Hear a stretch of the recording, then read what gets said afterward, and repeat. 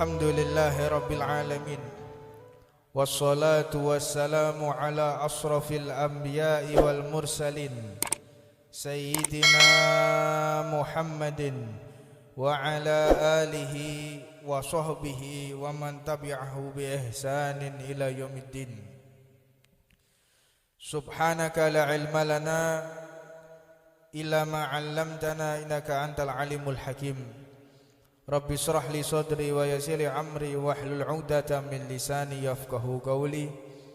Assalamualaikum warahmatullahi wabarakatuh.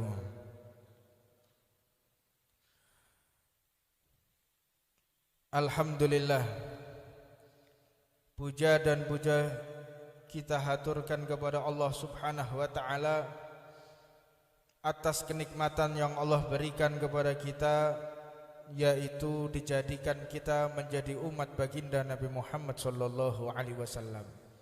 Maka rasa syukur kita menjadi umat Nabi besar Muhammad sallallahu alaihi wasallam dengan ditampakkan ketika kita taat atas perintah Allah dan menjauhi segala larangan Allah Subhanahu wa taala. Jika kita mempererat tali persaudaraan di antara kita, ini adalah wujud syukur kita kepada Allah Subhanahu wa taala. Fenomena akhir-akhir ini banyak umat Islam diadu domba.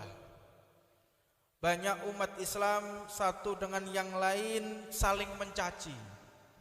Umat Islam satu dengan yang lain mereka saling membantai. Umat Islam satu dengan yang lain mereka saling menjatuhkan harga diri. Naudzubillah min dzalik. Padahal Tuhan kita sama, Allah. Nabi kita sama, Allah. Kiblat kita sama, yaitu Ka'bah Al-Mukarramah. Tetapi fitnah yang terjadi di tengah-tengah kita, umat Islam antara satu dengan yang lain mereka saling bertikai. Maka kejadian ini marilah kita pahami, marilah kita kenang, sebagaimana Allah Subhanahu wa taala berfirman, wa qalu naqas wa kullan naqasu 'alaika min amba'i rasul man nuthabbitu bihi fuadak. Ibrah, di dalam cerita-cerita para nabi dan rasul sebelum Nabi Muhammad diutus, itu banyak pembelajaran. Nabi Muhammad masih dikatakan oleh Allah, wa kullan naqasu 'alaika min amba'ir rasul, aku sampaikan cerita-cerita tentang nabi, tentang rasul kepadamu wahai Muhammad. Tujuannya nutsabbit bihi fuadak, untuk menguatkan iman menjadi pencerah yang akan dilaksanakan oleh baginda Nabi Muhammad sallallahu alaihi wasallam. Maka tentunya kita sebagai umat Nabi Muhammad sallallahu alaihi wasallam tidak ada uswah yang lebih afdol daripada yang dicontohkan oleh baginda Nabi Muhammad sallallahu alaihi wasallam. Laqad kana lakum fi rasulillahi uswatun hasanah. Di dalam diri Rasulullah sallallahu alaihi wasallam ada contoh perangai yang sangat sempurna. Ini Allah yang mengatakan, bukan manusia atau pejabat manapun. Di dalam diri Rasulullah wajib kita pelajari, wajib kita telaah untuk referensi kehidupan kita. Maka fenomena yang ada di tengah-tengah kita, mari kita segarkan lagi, mari kita telaah lagi, mari kita pikirkan lagi yang disampaikan oleh baginda Nabi Muhammad sallallahu alaihi wasallam. Fi haji wada', haji yang terakhir yang ditunaikan oleh baginda Nabi Muhammad sallallahu alaihi wasallam, beliau memerintahkan para sahabat setelah haji wada'. Nabi Muhammad mengatakan kepada para sahabat dan seluruh umat yang hadir, saksinya adalah Ka'bah Al-Mukarramah. Ucapan ini disampaikan kepada Nabi Muhammad, ya ayuhan nas, wahai segenap manusia, segenap orang-orang yang beriman, diamlah kalian, diam kalian. Maka para sahabat satu dengan yang lain juga mengingatkan, diam, Nabi Muhammad mau berbicara, kalian diam semua. Perhatikan apa yang akan disampaikan oleh baginda Rasulullah sallallahu alaihi wasallam. Hal ini menunjukkan betapa pentingnya yang akan disampaikan oleh Rasulullah sallallahu alaihi wasallam. Maka Nabi Muhammad mengatakan, ayyaumin hadza, apa hari ini? Mereka tahu, para sahabat ini tahu kalau hari ini adalah 10 Dzulhijjah. 10 Dzulhijjah, Yaumun Nahar, Idul Adha. Mereka tahu, tetapi para sahabat tidak mau mengomentari, tidak mau menjawab. Apa sebab? Khawatir kalau Nabi Muhammad ini mau merubah nama atau ingin menekankan sesuatu. Kenapa ini bisa terjadi? Karena para sahabat melihat kesempurnaan baginda Nabi Muhammad sallallahu alaihi wasallam. Sempurna Rasulullah. Jadi kalau Rasulullah bertanya, mereka nggak berani menjawab. Maka para sahabat hanya mengatakan, Allah wa rasuluhu a'lam. Maka hanya Allah dan Rasulnya yang tahu tentang apa hari ini. Alaisa yaumun nahri? Apakah benar ini adalah nahar, yaumun nahar, Idul Adha? Qalu bala. Para sahabat mengatakan, benar wahai Nabi Muhammad, ini benar. Maka Nabi Muhammad pun mengatakan, ayu syahrin hadza, apa nama bulan ini? Para sahabat tahu ini bulan Dzulhijjah, tahu. Tapi mereka diam melihat kesempurnaan Rasulullah sallallahu alaihi wasallam. Mereka mengatakan, Allah wa rasuluhu a'lam. Hanya Allah dan Rasulnya yang tahu apa hari ini, apa bulan ini. Maka Nabi Muhammad mengatakan, alaisa Dzulhijjah? Apakah ini bukan Dzulhijjah? Qalu bala. Bukankah ini bulan Dzulhijjah? Iya benar ya Rasulullah, ini bulan Dzulhijjah. Lalu Nabi Muhammad mengatakan, ayyu balladin hadza? Apa nama negeri ini? Apa nama kota ini? Para sahabat masih tetap berprasangka kesempurnaan Nabi Muhammad sallallahu alaihi wasallam. Allah wa rasuluhu a'lam. Hanya Allah dan Rasulnya yang tahu apa nama kota ini. Ini menandakan sahabat itu melihat kesempurnaan Rasulullah, tidak melihat sedikit pun pertanyaan itu atas ketidaktahuan Rasulullah, tetapi melihat sempurnanya diri Rasulullah sallallahu alaihi wasallam. Maka Nabi Muhammad mengatakan, alaisa baldatul haram?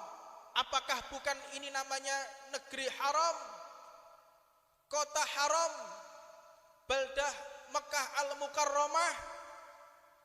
Qalu bala. Benar ya Rasulullah, ini adalah baldatul haram, ini adalah negeri Mekah al-Mukarramah. Lalu Nabi Muhammad mengatakan, ini intinya memancing para sahabat untuk mendengarkan apa yang diucapkan Rasulullah dan memastikan mereka menjawab apa yang disampaikan Rasulullah dan mereka merespon, mikir apa yang akan disampaikan oleh baginda Nabi Muhammad sallallahu alaihi wasallam. Wa bi hurmati yaumikum hadza wa syahrikum hadza wa biladikum hadza, demi kemuliaan hari kalian ini, demi kemuliaan bulan Dzulhijjah ini, demi kemuliaan tanah haram ini, inna dima'akum wa amwalakum wa a'radhukum haramun bainakum. Ketahuilah, sesungguhnya nyawa kalian satu dengan yang lain haram untuk dibunuh.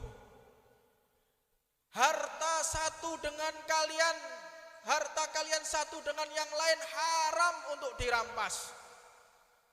harga diri kalian antara satu dengan yang lain haram untuk direndahkan. Ini yang disampaikan oleh Rasulullah di saat-saat terpenting. Mari kita pahami lagi. Ini yang dikhawatirkan oleh baginda Nabi Muhammad sallallahu alaihi wasallam. Haram kalian saling membunuh. Haram kalian saling mencuri harta satu dengan yang lain. Haram di antara kalian saling menghina, saling menjatuhkan harga diri antara satu dengan yang lain. Nabi Muhammad pun mengatakan, yubalighum syahid minukum ghaib ila yaumul qiyamah. Sampaikan ucapan ini bagi kalian yang hadir, yang menyaksikan ucapanku ini. Sampaikan, terus kumandangkan sampai nanti di hari kiamat. Jangan terputus amanatku yang terakhir ini. Wanti-wanti setiap masa, wanti-wanti setiap umat, jangan sampai melupakan apa yang telah aku ucapkan ini. Penegasan kepada umat Nabi Muhammad sallallahu alaihi wasallam. Maka kita melihat berikutnya Rasulullah sallallahu alaihi wasallam mengatakan, Allahumma syahad. Nabi Muhammad mengangkat tangannya sambil melihat ke Ka'bah dan ke langit, mengatakan, Allahumma syahad, Allahumma syahad, Allahumma syahad. Ya Allah saksikan, ya Allah saksikan, ya Allah saksikan apa yang telah aku sampaikan. Ka'bah sebagai saksinya, bulan ini sebagai saksinya, hari ini sebagai saksinya aku telah menyampaikan apa yang semestinya aku sampaikan. Ini menunjukkan kalau Nabi Muhammad sallallahu alaihi wasallam melarang, mengharamkan antara kita satu dengan yang lain saling membunuh, antara kita satu dengan yang lain saling merampas, antara kita satu dengan yang lain saling mencaci maki, saling menghina, saling menjatuhkan harga diri. Ini yang diwanti-wanti oleh baginda Nabi Muhammad sallallahu alaihi wasallam. Jangan sampai engkau lakukan ini. Nabi Muhammad mengatakan, ala la tarji'u min ba'di dhulalan ba'dukum riqaban ba'd. Apakah kalian akan kembali ke masa-masa sesat? Apakah kalian akan kembali ke masa jahiliyah yang dulu kalian saling bertikai, yang dulu kalian saling merampas harta, yang dulu kalian saling membunuh, yang dulu kalian saling menghancurkan harga diri satu dengan yang lain? Apakah kalian akan kembali ke zaman-zaman jahiliyah? Maka mereka mengatakan, tidak akan kembali ya Rasulullah. Di zaman-zaman ketika kami saling membunuh, ketika kami saling mencaci, ketika kami saling merusak harga diri antara satu dengan yang lain. Hadis ini wajib kita resapi bahwa yang paling dibenci oleh baginda Nabi Muhammad sallallahu alaihi wasallam jika ada umat saling membunuh, jika ada umat saling mencaci, jika ada umat saling merampas harta antara satu dengan yang lainnya. Ini sangat-sangat menyakiti perasaan Nabi Muhammad sallallahu alaihi wasallam. Maka kita lihat yang ada di saat ini, Suriah sampai saat ini, sampai detik ini antar umat Islam saling membunuh. Di Syam sampai detik ini mereka masih saling membunuh. Kita lihat di Libya sampai saat ini umat Islam Tuhannya sama, nabinya sama, mereka saling membunuh. Dan yang paling ironisnya, setelah membunuh mereka mengatakan Allahu Akbar. Setelah membunuh mengatakan Allahu Akbar. Ini yang dikhawatirkan oleh baginda Rasulullah sallallahu alaihi wasallam. Maka berhati-hatilah, hindarkan diri kita dari saling mencaci, hindarkan diri kita saling menjatuhkan harga diri, terutama di medsos, di media sosial. Jangan sampai kita untuk membuka aib satu dengan yang lain. Jangan sampai kita menjatuhkan harga diri antara satu dengan yang lain. Hindari hal-hal yang menyebabkan keretakan ukhuwah umat Nabi Muhammad sallallahu alaihi wasallam. Dan dibalik ini semua, la yafrahu syaitan illa bi thalathatin. Tidak ada yang mengembirakan hati iblis kecuali 3 perkara. Yang pertama, rajulun mu'minun qatulu mu'minan. Umat Islam antara satu dengan yang lain mereka saling membunuh. Ini yang membahagiakan hati iblis dan menyusahkan hati Rasulullah sallallahu alaihi wasallam. Jadi jika ada orang menyampaikan keburukan fulan bin fulan, menyampaikan rusaknya harga diri fulan bin fulan di halayak ramai, menjatuhkan harga diri antara satu dengan yang lain, membuka aib antara satu dengan yang lain, bahkan saling membunuh satu dengan yang lain, ini yang mengembirakan hatinya iblis dan menyusahkan hati baginda Nabi Muhammad sallallahu alaihi wasallam. Maka saya himbau kepada segenap umat Islam, kepada segenap organisasi Islam, kepada segenap partai-partai Islam, bersatulah kalian. Solidaritas kalian antara satu dengan yang lain itu yang dibanggakan oleh baginda Nabi Muhammad sallallahu alaihi wasallam. Terpecahnya kalian wahai umat Islam, itulah yang menyusahkan hati Rasulullah dan mengembirakan daripada hati iblis. Maka hindari pertikaian di antara kita. Ini yang menyusahkan hati Nabi Muhammad. Yang kedua, mukmin mata ghairi iman. Yang menyusahkan, yang menggembirakan hati iblis, yaitu orang yang beriman mati tidak membawa iman, alias mati su'ul khatimah.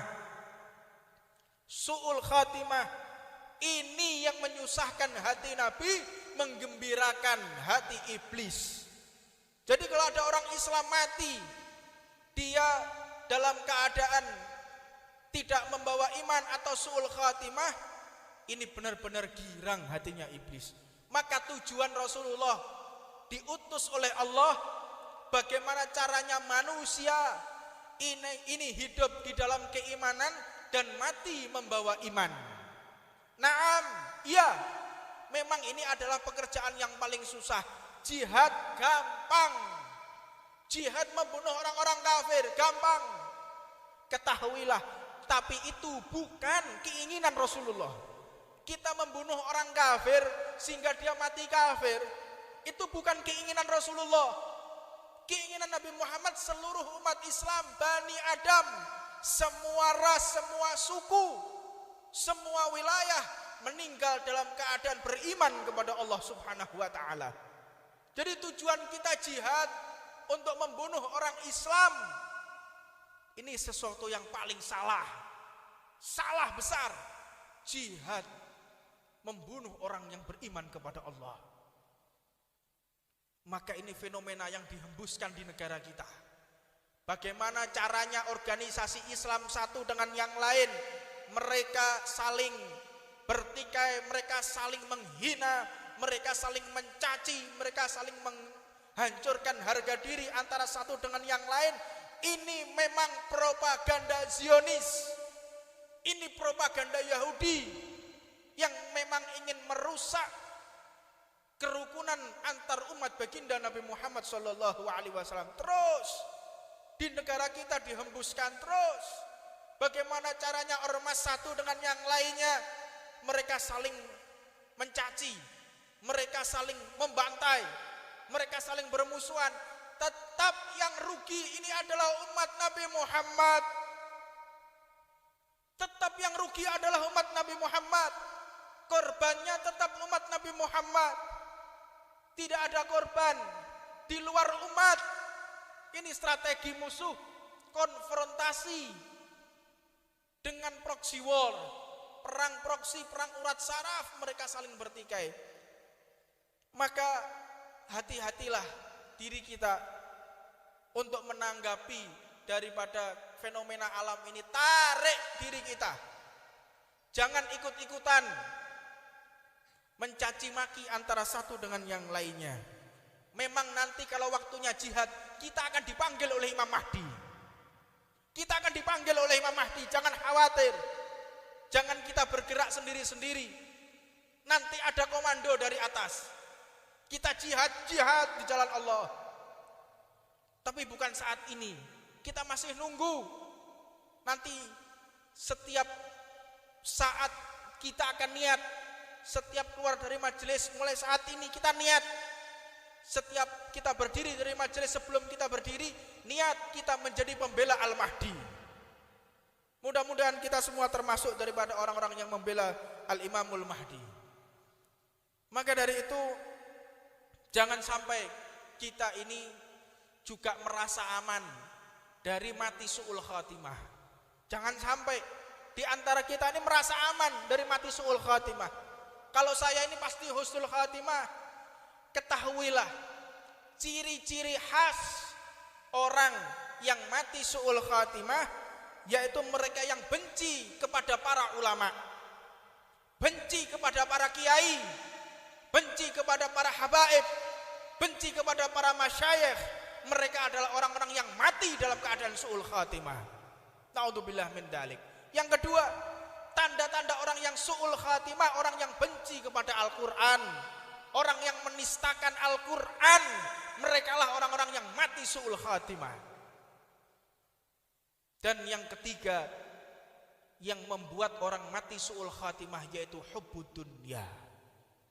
Cintanya dia kepada dunia, yang menjual akhiratnya demi dunia, yang menggadaikan imannya demi dunia, yang memenuhi hatinya demi dunia. Hubbud dunya damimah min khairin akimah. Hubbud dunya itu menutup pintu-pintu kebaikan dari Allah Subhanahu wa ta'ala. Orang kalau sudah cinta dunia, mindsetnya, pola pikirnya tiada lain hanya untung rugi dunia. Saya hadir majelis eman, kalau sampai tutup toko, saya tutup toko, rugi, harusnya dapat sekian. Mau berangkat ke majelis, wah ini harus urunan. Mau berangkat ke majelis harus beli bensin. Di dalam pikirannya untung rugi, maka menutup kebaikan-kebaikan yang telah disediakan oleh Allah Subhanahu wa ta'ala. Perangi, hindarkan diri kita dari cinta kepada dunia. Maka para ulama niki menceritakan apa sih hubbud dunya itu? Apakah cinta dunia itu? Apakah berarti cinta dunia itu tidak boleh mengumpulkan harta? Apakah karena cinta dunia dilarang lalu tidak boleh mencari jabatan yang bagus? Apakah cinta dunia itu tidak boleh, maka tidak boleh kita menimbun harta? Bukan. Apakah harus kita ini tidak boleh memiliki rumah yang mewah? Bukan. Hubbud dunya itu adalah ghaflah. Hubbud dunya itu adalah lalai kepada Allah Subhanahu wa ta'ala. Harta itu ada harta dunia, ada harta akhirat. Harta dunia, harta yang kita gunakan untuk maksiat, itulah harta dunia. Kita mengumpulkan uang untuk sedekah, tidak masalah. Jadi yang dimaksud hubbud dunya itu bagaimana kita mendistribusikan harta kita atau mengarahkan di mana fasilitas yang Allah berikan kepada kita. Kita punya mobil mewah, tergantung itu hubbud dunya atau tidak, tergantung di mana kita menggunakannya. Kalau kita gunakan untuk mencari nafkah, mobil tersebut menjadi mobil akhirat, bukan termasuk orang yang hubbud dunya. Cinta dunia, orang yang beli mobil mewah untuk pamer, orang beli mobil mewah untuk maksiat, orang beli mobil mewah untuk berbuat hal-hal yang tidak diridhoi oleh Allah. Inilah hubbud dunya. Jadi jangan sampai kita salah paham. Salah paham, ini banyak orang salah paham. Atau sekarang yang keren namanya gagal paham. Gagal paham. Apa gagal paham itu? Keterbelakangan intelektual. Lek bahasa tubane apa? Goblok. Wis ngono ae. Hati hemat kata. Hemat kata. Orang yang gagal paham, enggak paham maksudnya hubudun ya, oh berarti gak oleh duwe motor, gak oleh kerja, tak boleh punya rumah mewah. Enggak seperti itu. Bagaimana kita mendistribusikan? Bagaimana kita menggunakan rumah tersebut? Kita jangan sampai termasuk orang yang hubbud dunya. Di antaranya orang yang paling hampir saja meninggal dalam keadaan su'ul khatimah, yaitu Imam Malik bin Anas. Siapa Imam Malik bin Anas? Imam Darul Hijrah, guru kita semua, gurunya Imam Syafi'i radhiyallahu taala anhu. Imam Malik, Imam Darul Hijrah. Imam Malik ini, Imam Malik semenjak beliau balik sampai wafat, beliau itu tinggal di Madinah, tetapi tidak pernah sekalipun buang hajat di Madinah. Enggak pernah pipis, buang air di Madinah, enggak pernah. Ta'aduban lin nabiyina Muhammad, untuk menghormati Rasulullah. Jadi kalau mau pipis, keluar dulu dari Madinah, keluar baru pipis. Dan diriwayatkan beliau itu kalau makan sehari cuma 3 butir kurma. 3 butir kurma, karena mengganggu daripada pencernaannya. Kalau sampai buang-buang air terus menyusahkan beliau riwariwi. Tiap mau buang air, tiap mau pipis, keluar dari Madinah. Dan diriwayatkan Imam Malik ini selama beliau tinggal di Madinah tidak pernah menggunakan sandal, gak tahu sandalan. Apa sebab? Khawatir sandalnya menginjak debu yang pernah menempel di kakinya Nabi Muhammad. Inilah akhlak ulama.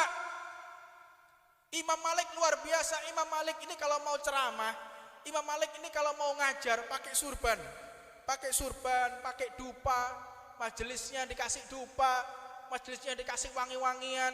Untuk apa? Menghormati majelis, menghormati ilmu. Orang kalau mengerti ilmu, keagungan ilmu, Imam Malik ditanya, wahai Imam, aku ingin bertanya kepadamu. Bertanya soal apa? Dunia atau hadis? Soal hadis. Tunggu sebentar. Tunggu sebentar. Beliau mandi dulu, pakai parfum, pakai jubah, pakai surban. Sekarang kau tanya. Jadi nggak sembarangan, benar-benar mengagungkan daripada ilmunya Nabi Muhammad SAW. Jadi salah satu kita menghormati ilmunya Rasulullah, persiapkan badan kita, persiapkan hati kita, fisik kita persiapkan. Tolabul ilm, kita sebagai penuntut ilmu paling tidak pakai surban untuk menandakan kalau kita ini adalah para pejuang Nabi Muhammad SAW. Pakai rida. Dan rida ini bukan berarti orang kalau nggak pakai rida, orang nggak pakai surban, imamah. Memang orang pakai imamah ini ada adabnya, ada akhlaknya, tidak sembarangan orang. Jadi untuk kita yang awam-awam ini, terlebih adalah saya, pakai rida. Pakai rida. Tujuannya untuk apa? Rida ini yang membentengi kita. Kita ketika melihat ada perempuan, kita sungkan mau lihat. Kalau ada mampir di tempat-tempat maksiat, sungkan kita bawa surban. Jadi surban pakaian ini termasuk daripada benteng umat Nabi Muhammad. Maka Imam Malik ini, beliau setiap ngajar benar-benar berhati-hati. Suatu saat Imam Malik ini ngajar di Masjid Nabawi, tiba-tiba wajah beliau kuning, pucat sekali, sampai para murid-muridnya ini heran, dilihat nggak biasanya Imam Malik seperti ini. Maka ketika selesai hadis menyampaikan dengan sangat sakit, menahan rasa sakit yang luar biasa. Sampai selesai ditutup kitabnya, tutup hadisnya, beliau langsung seperti lemas dan jatuh. Ketika beliau jatuh, kenapa wahai Imam? Aku merasakan di kakiku ini ada sengatan. Ada sengatan, ternyata dilihat di kaki beliau ada kalajengking. Menyengat 12 kali. Menyengat 12 kali, beliau tidak bergeser dari tempat duduknya. Ditanya, wahai Imam, kenapa engkau tidak menggeser tempat dudukmu? Kok engkau tidak bangun? aku tidak berani memutus hadisnya Nabi Muhammad. Ini loh para ulama. Dan ketika Imam Malik ini sakaratul maut, ini poinnya. Imam Malik ini ketika sakaratul maut, kalau orang biasa menemani orang sakaratul maut tahu, kadang sadar, kadang tidak, kadang sadar, kadang tidak. Itu biasa bagi orang sakaratul maut. Ketika Imam Malik tidak sadar, ditalkin la ilaha illallah oleh murid-muridnya. Imam Malik mengatakan la, enggak. Kaget muridnya. La ilaha illallah. La, tidak, kata Imam Malik. La ilaha illallah. La, tidak, kata Imam Malik. Muridnya bingung. Ini seorang imam, seorang ulama, muhaddits, tapi ketika sakaratul maut mengatakan tidak ketika ada kalimat la ilaha illallah. Maka terus mereka membaca Al-Quran sampai akhirnya kesadaran Imam Malik kembali lagi. Ketika kembali ditanya, ya Allah, alhamdulillah Imam Malik ini kembali sadar. Ditanya, wahai Imam Malik, kenapa engkau mengatakan tidak ketika aku mengatakan la ilaha illallah? Wahai para murid-muridku, aku mendengar ucapan la ilaha illallah, tetapi aku mengatakan la, tidak, itu aku menjawab iblis yang lagi menggoda aku. Iblis yang lagi menggoda aku berkeliling di tempat tidurku ini. Iblis mengatakan, wahai imam, engkau ini adalah orang yang soleh, engkau ini adalah orang yang masya Allah, orang-orang yang tinggi kedudukannya di hadapan Allah. Muridmu saja Imam Syafi'i, beliau mengatakan la, tidak, engkau seorang wali Allah, la, engkau orang yang beriman kepada Allah, engkau adalah orang-orang yang mulia, engkau orang yang tinggi kedudukan di hadapan Allah, la, tidak, aku orang biasa. Jika aku menjawab iya, berarti aku telah ujub, aku telah sombong dengan ilmuku, aku telah sombong dengan majelisku, aku telah sombong dengan dakwahku, aku telah sombong dari segala amal pahalaku. Maka seluruh amal pahala akan dicabut oleh Allah Subhanahu wa ta'ala. Maka inilah, hati-hati, jangan sampai kita merasa aman daripada mati su'ul khatimah. Dan yang terakhir, insyaallah kita akan bahas di kesempatan berikutnya karena waktu sudah adzan Isya. Mudah-mudahan Allah Subhanahu wa ta'ala mengabulkan segala hajat kita. Hajat yang paling besar yaitu adalah meninggal dalam keadaan husnul khatimah. Ya Allah biha, ya Allah biha, ya Allah bi husnul khatimah. Rabbana atina fid dunya hasanah wa fil akhirati hasanah wa qina adzabannar. Wa ala man wa sayyidi hakim wa sallallahu alaihi wa sallam bersama wa ala man wa la Muhammad Jamal bin Abu Bakar Ba'agil wa ila hadratin Nabi Muhammadin sallallahu alaihi wasallam. Siril Fatihah.